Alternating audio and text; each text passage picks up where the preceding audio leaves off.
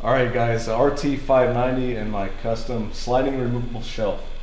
Let's just get started here. I've got the lines drawn out. Basically what I did was, a little short ruler is easier because you can get it in here without trying to hold the tape up and all that stuff. But anyhow, what I do is remove everything and I go from this ledge that the grates sit on, and it's 4 7/8 up. I'll put a mark here, here, and then 2 on the other side of the sensor, the probe.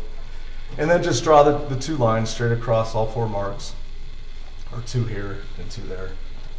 And then for the front of the shelf bracket is going to be 4 7/8 as well.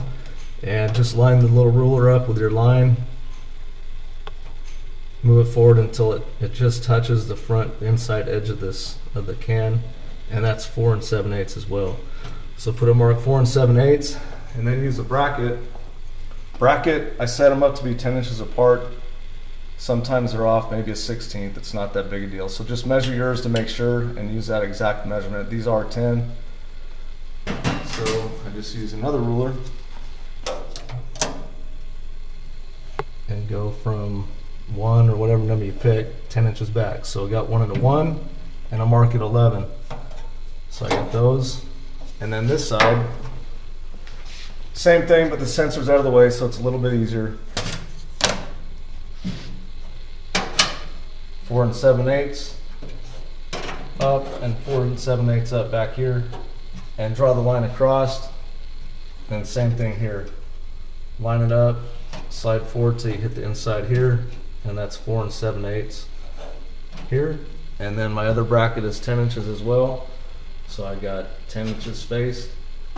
And just start with a real small bit, usually maybe a 1/16 or something like that to get it started, and then I'll switch to a 5/16. So I'll go ahead and stop this and drill these real quick, then we'll get back at it.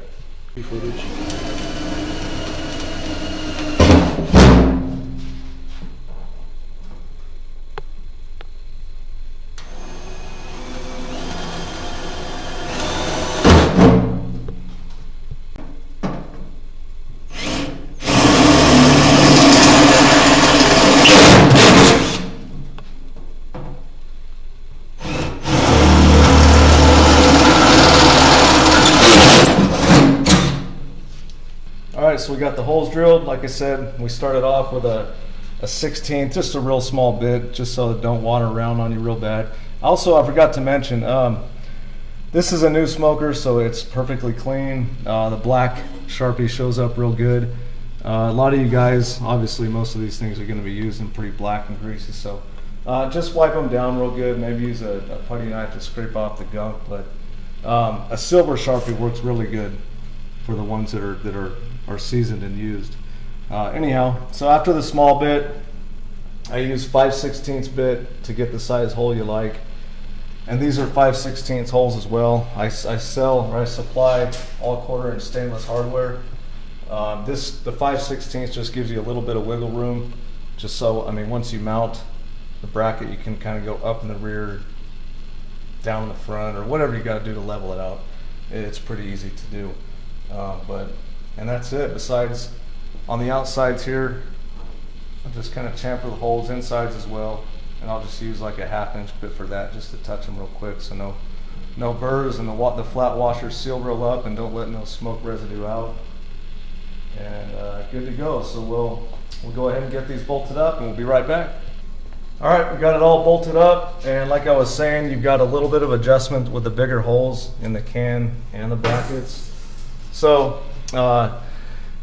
we had it tightened down. These brackets were pulled all the way down, sunned them up, and it was just a little bit off center, not much, but we pushed them up, and now we're a little bit off center going up, but it's only by a 1/16 of an inch. I'm just getting anal on that. So I just want to show you guys the drip pan fits in. It's pretty snug, but it definitely fits. Just drop the right side in first, or down, left side up. Set it down in the drip rail over here, and then you can see it's tight. You got about maybe an 1/8, 3/16, but it's very good, guys. It fits really good.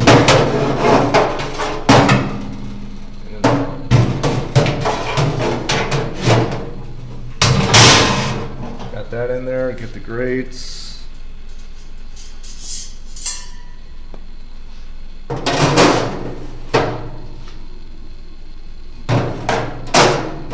And as you can see, the brackets are always part of the smoker. There's plenty of clearance all over the place. They're not going to hinder anything. Plenty of space in here from the sensor and all that. And then you got the shelf. When you don't need it, just slide it out for that cook. I try to keep it in so it's always getting seasoned and greasy, but it just slides right in, hits the stops in the rear. And you can see here, about a 4 1/8, 4 1/16, 4 1/8. And then on the bottom, 4 3/16. So I got a little bit of room with those measurements. We'll get this thing perfectly centered, but you can mount this. Come around over here. I wouldn't suggest much lower. I mean, you're going to want your bigger meat on the bottom anyway, but there's not much room here to go lower, but you can go up more. You can go up, you can go more to the front. I just have it this way, just so when you guys got this thing all loaded up, you got a little bit of room in here to get underneath and behind to the meats in the back. If you mount it this far up, it's kind of tough to get back there and check the temps and stuff for the food on the bottom back, but it just gives you a little more working space. That's it. Pull it out if you don't need it. Put it back in. It's really handy. It slides out. That's what these brackets are for, these plates. Weld them on and you can hold itself up with all kinds of weight on it. This thing is very durable. Other than that, that's it, guys. It's just meant to be a basic install video to help you guys out and give you guys the right measurements to center it, and then you can go from there if you want to change the height. That's it. Thanks for the support.